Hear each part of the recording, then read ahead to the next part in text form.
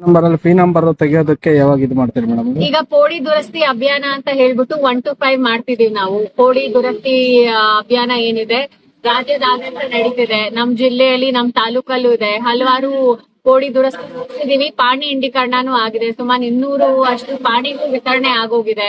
ಮಿಕ್ಕಿದ ಏನಿದೆ ಪ್ರಕ್ರಿಯೆ ಏನಿದೆ ಪ್ರಗತಿಯಲ್ಲಿದೆ. ಸೊ ಅದು ಪ್ರಕ್ರಿಯೆ ಮಾಡ್ತಾ ಇದೀವಿ. ಅದನ್ನು ಹೆಚ್ಚಾಗಿ ಮಾಡ್ತೀವಿ. ಸೊ ಅದಕ್ಕೂ ಏನಿದೆ ಅಂದ್ರೆ ಡಾಕ್ಯುಮೆಂಟ್ ವೆರಿಫಿಕೇಶನ್ ಏನಿದೆ ಕರೆಕ್ಟ್ ಆಗಿ ನೋಡ್ಕೊಂಡು 1 to 5 ನಮ್ ಹಂತದಲ್ಲಿ ಆಗ್ಬೇಕು. 6 to 10 ಏನಿದೆ ಸರ್ವೇಯರ್ ಹಂತದಲ್ಲಿ ಆಗ್ಬೇಕು. ನಾವು ಡಾಕ್ಯುಮೆಂಟ್ಸ್ ಏನಿದೆ ದೃಢೀಕರಿಸ್ಬಿಟ್ಟು ಕೊಟ್ರೆ ಅಲ್ಲಿ ಅಳತೆ ಆಗಿ ಪೊಸೆಷನ್ ಅಲ್ಲಿ ಎಷ್ಟಿದ್ದಾರೆ ಅಂತ ನೋಡ್ಬಿಟ್ಟು ಬಂದಾಗ ಆಮೇಲೆ ಪಾಣಿ ಇಂಡೀಕರಣ ಆಗುತ್ತೆ. ಅದನ್ನು ಮಾಡ್ತಿದೀವಿ. ಅದನ್ನು ಅತಿ ಹೆಚ್ಚಾಗಿ ಇನ್ನು ಮಾಡ್ಬಿಟ್ಟು ರೈತರು ಮತ್ತೆ ಯಾರಿಗೆ ತುಂಬಾ ವರ್ಷಗಳಿಂದ ಪೋಡಿ ದುರಸ್ತಿ ಆಗ್ತಿದೆ ಪಿ ನಂಬರ್ ಅಲ್ಲಿ ಒದ್ದಾಡ್ತಿರೋರ್ಗೆ, ಯಾಕಂದ್ರೆ ಇದು ತುಂಬಾ ಹಳೆಯ ಕತೆ. 40-50 ವರ್ಷಗಳಿಂದ ಇದಕ್ಕೆ ಜನರಿಗೆ ಪರಿಹಾರ ಸಿಕ್ಕಿದ್ದಿಲ್ಲ.